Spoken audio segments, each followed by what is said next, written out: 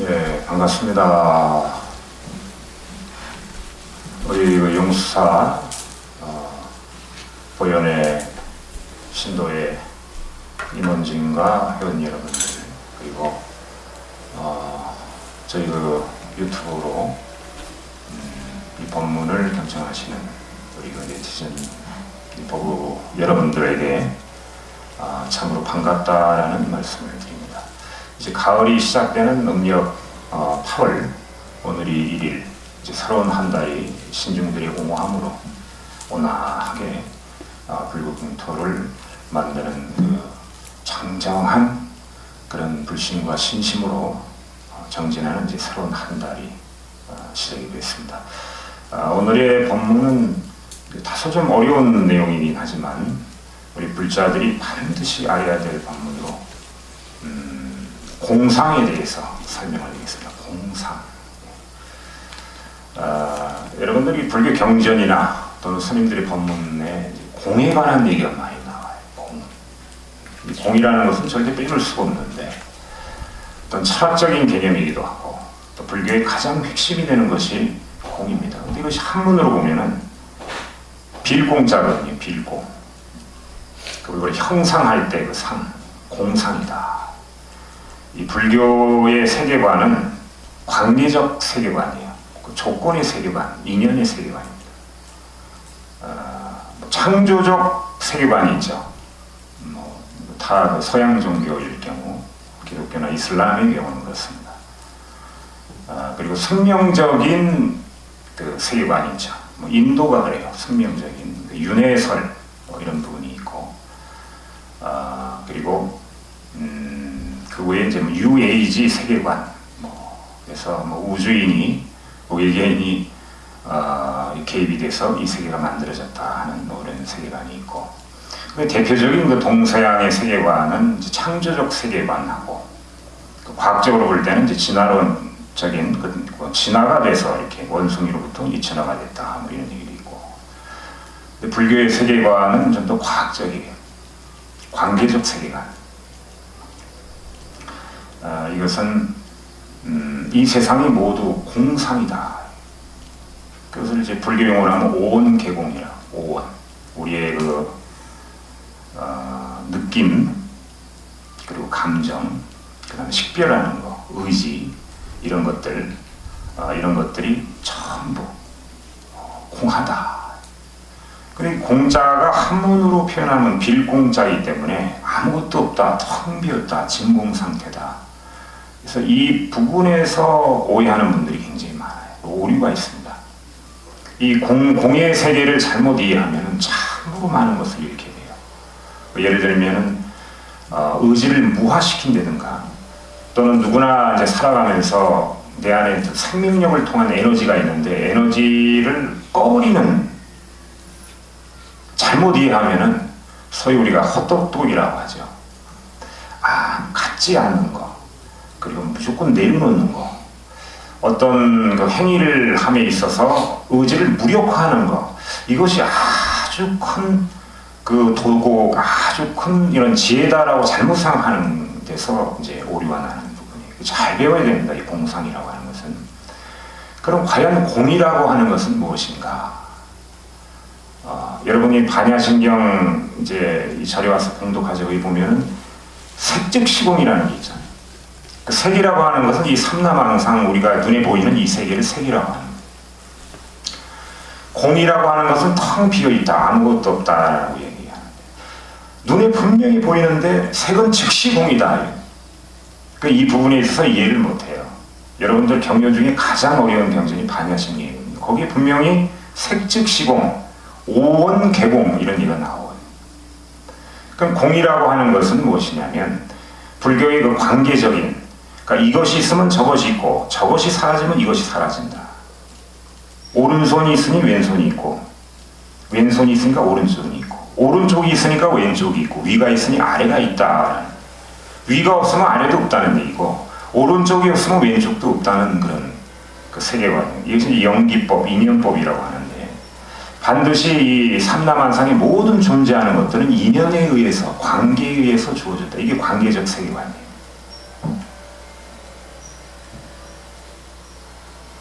그런데 색이 곧 공이고 공이 곧 색이라고 하는 것은, 색이라고 하는 거, 우리가 보는 이 현상계 이런 것들이 비실체성이 있다는 얘기죠. 그 비실체성은 공이라는 얘기예요. 다시 말하면 실체라고 우리가 보고 있는 이 세계를 보고 거기에 비실체성을 폭로함으로 인해서 실체적으로 보는 거하고 비실체적으로 보는 거의 그 긴장감, 그 긴장감으로 이 세상을 보면은 환하게 볼 수가 있다, 이런 얘기죠. 환하게 본다고 하는 것은 자유자재로 본다는 거, 이걸 자재라고 하거든요. 여기 계신 분 중에 이제 이쪽에 계신 분이 관자재보살, 별명이에요. 관세음보살이기도 하지만 관자재보살, 보는 것이 있는 그대로 본다, 자유자재로 본다. 이것은 다른 얘기가 아니고 이분이 뭐 뛰어난 그런 능력이 있어서 그렇게 본다는 것이 아니고, 여러분들이 가지고 있는 관념이나 속성, 습성으로 어떤 만들어낸 어떤 상, 틀, 이 프레임이라고 하지, 프레임 안에서 보는 것이 아니라 그런 것을 다 제거하고 있는 그대로 세계를 보는 분이 바로 저분이에요. 그 있는 그대로 자유자재하게 보기 때문에 고통이 있을 수가 없고 괴로움이 있을 수가 없고 번뇌가 있을 수 없다는 얘기죠. 자, 그럼 우리는 어떻게 보는가? 우리는 선입견으로 많이 봐요.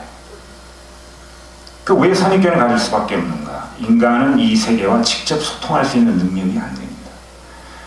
해석된 것, 또 외부로부터 강요받은 것, 그리고 우리가 학습된 것, 그리고 우리의 사상이나 이데올로기나 어떤 관념, 또 습성으로 이 프레임을 만들어서 이 세계하고 대화를 하고 이 세계를 봅니다. 그렇기 때문에 오류가 많죠. 예를 들면 공산주의는 공산주의의 그 프레임을 보고, 민주주의는 민주주의의 그 틀로 보고, 보수는 보수의 틀로 보고, 진보는 진보의 틀로 보고, 중도는 중도의 틀로 보는 거예요. 그러면 우리가 보는 이 세계, 우리가 이 세계를 보면서 내 안에 용수 숨치는 이 생명력을 발휘해서 어떤 탄성, 내 안에 어떤 아주 아름답고 행복한 그 사랑스러운 탄성을 회복하는 일이 우리 인간이 사는 일인데, 불교에서는. 근데 그런 것이 없이 어떤 이데올로기나 어떤 사상으로 본다 이거지. 그러니까 제대로 보지 못해서 괴로움이 있는 거예요. 그러니까 공이라고 하는 것은 관계적 세계관을 통해서 이것이 있으니 저것이 있고 저것이 있으니 이것이 사라진다 하는 이 관계적인 인연법에 의해서 보여주기 때문에 여러분들이 자재로 보는, 다시 말하면 자재로 본다고 하는 것은 전지전능하게 보는 거예요. 색안경이 없이 그대로 있는 모습을 보니 괴로움이 없더라. 다시 말하면 여러분들 혹시 다들 보살님들만 오셔서 복싱을 잘 모르시겠네요. 권투 있습니다. 권투 선수들한테 이런 얘기를 많이 해요. 시합이 오르기 전에, 야, 너 몸에 힘을 좀 빼야 돼. 힘이 많이 들어가 있어. 힘을 좀 빼라. 이런 생각해 보세요. 권투 선수가 힘을 빼고 링 위에 올라가면 어떻게 되겠어요? 엄청 맞겠죠.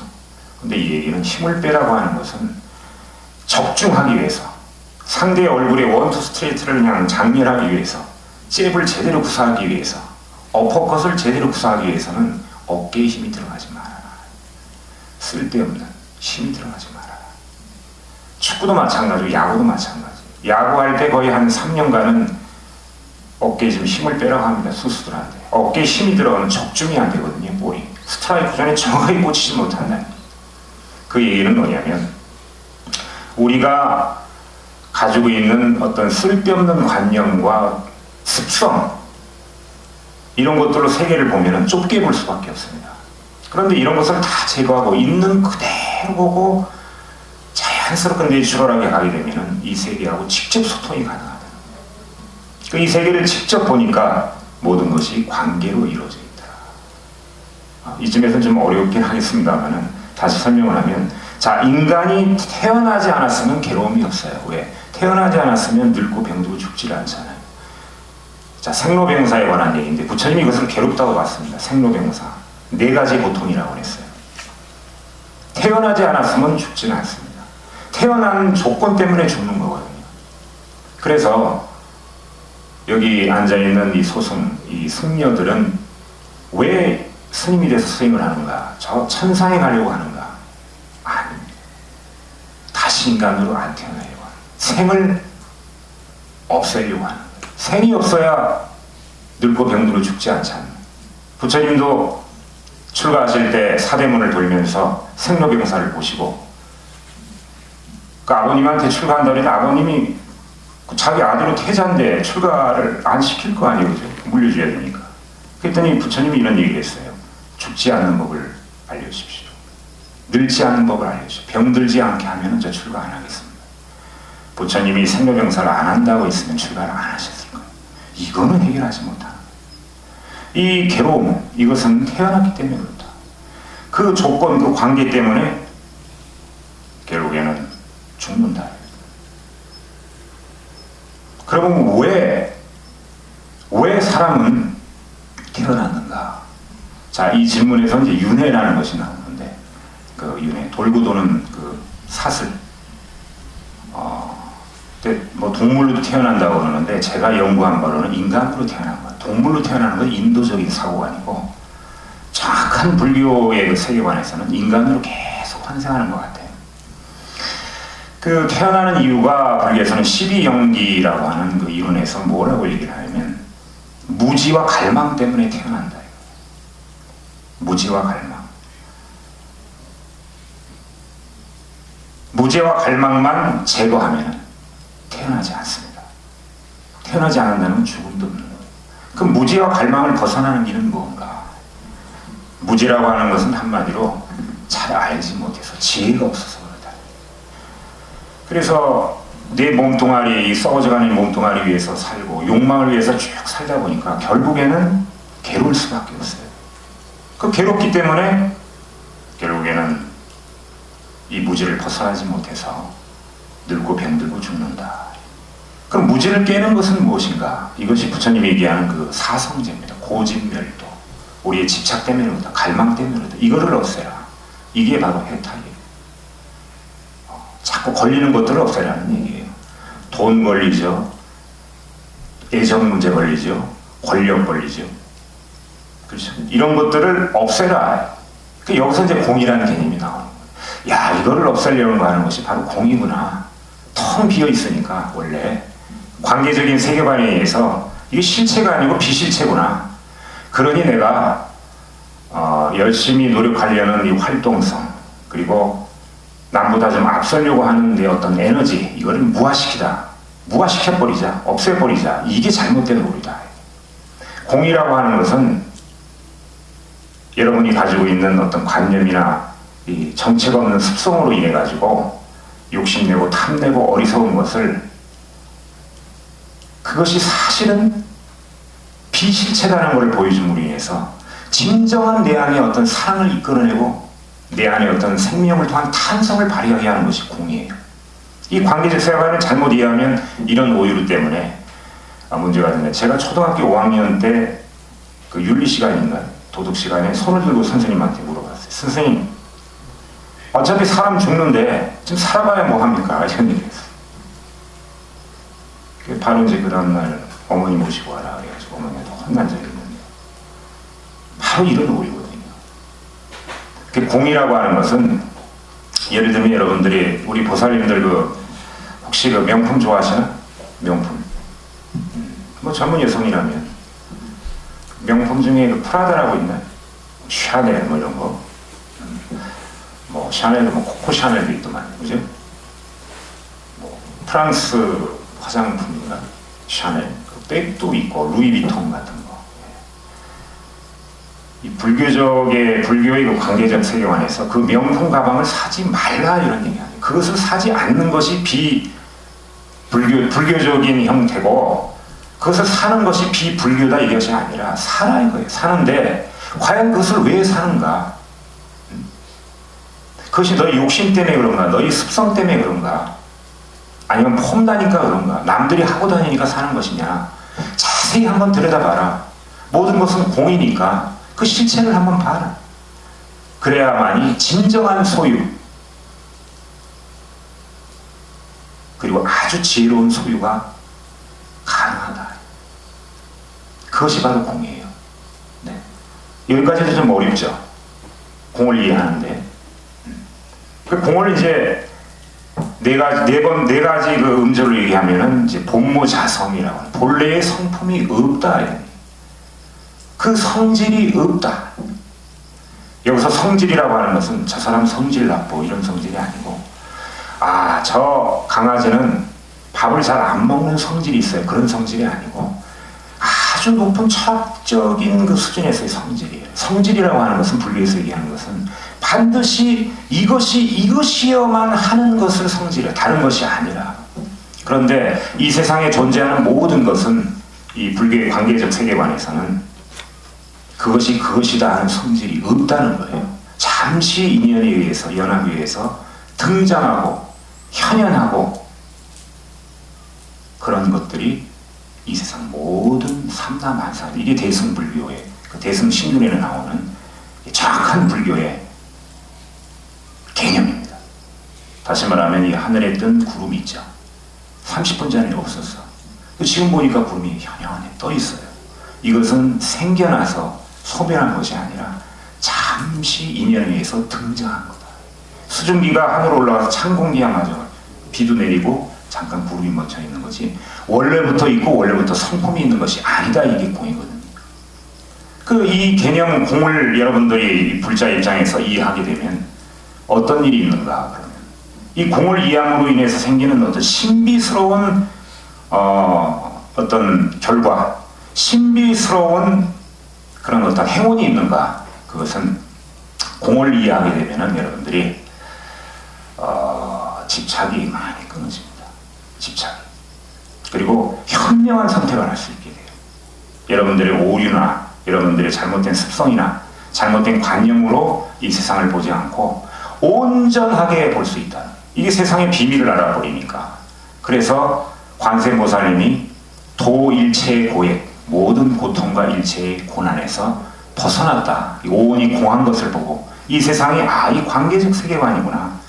이 세상이 이 현상계라고 하는 것이 사실은 실체가 아니고 비실체성이 있어서 그것을 관세음보살님이 폭로된 것을 딱 보고, 이야, 이것이 이 세계로구나.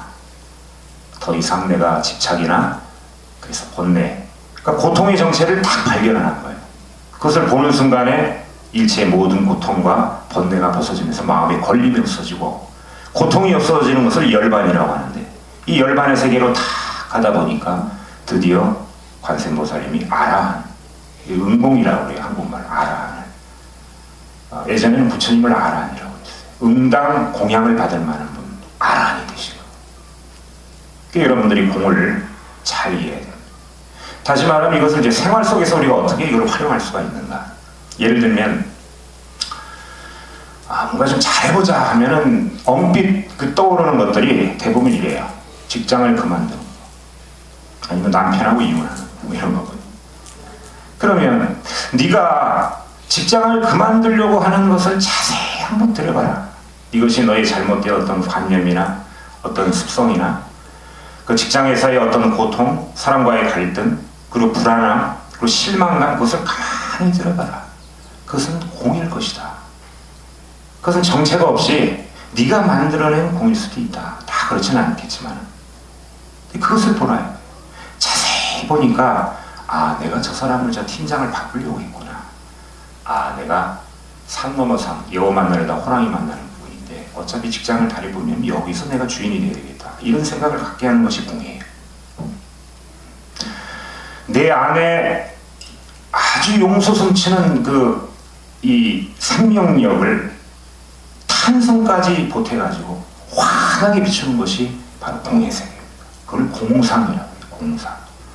어떤 틀을 가지고 보는 것이 아니라 그냥 그대로. 이쯤에서는 이제 어떤 얘기가 나오면 무소유라는 얘기가 나오는데, 여러분 무소유를 잘못 알고 계신 거예요. 선생님, 제가 재산이 10억인데 이거 재산 다 헌납하고 그냥 산속에 들어가서 혼자 사는 게 무소유 아닙니까? 천만의 말씀입니다.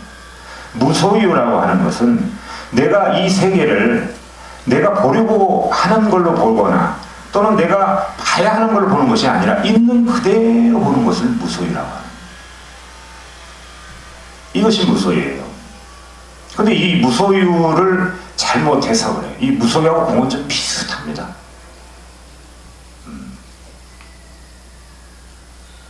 제가 굉장히 좋아하는 노래가 한 곡이 있는데, 저하고 같은 동갑이에요, 나이가. 근데 안타깝게 남편을 잘못 만나서 그런지 세상을 일찍 좀 떴어요. 위트니 휴스턴이라고 하는 가수인데 그 가수의 노래 중에 제가 제일 좋아하는 노래가 Greatest Love of All이라는 노래예요. 그 뒤에 이제 부제가 뭔데 Greatest Love of All Inside on Me. 아주 위대한 사랑은 Inside on Me, 내 안에 있다. 이것을 바깥에서 외부에서 이렇게 자꾸 강요하는 이런 관념으로 내가 살지 않고 원래 내가 가지고 있는 이 아름다운 또 아주 위대한 이 마음속의 이 사랑, 이것이야말로 공입니다. 아주 위대한 사랑은 여러분 안에 있다. 그러니 여러분들이 이 가치관만 하나, 개념만 바꿔버리면 이 관계적 세계관 불교 이것만 알게 되면 뭐 죄를 많이 지어놓고 사람을 죽이고 강도질을 하고 교회 가서 한 시간 나는 구원받았다 하고 믿고 절하고 이래서 자기 죄가 사해지고 없어지고 이것이 아니고 모든 것은 내가 만들고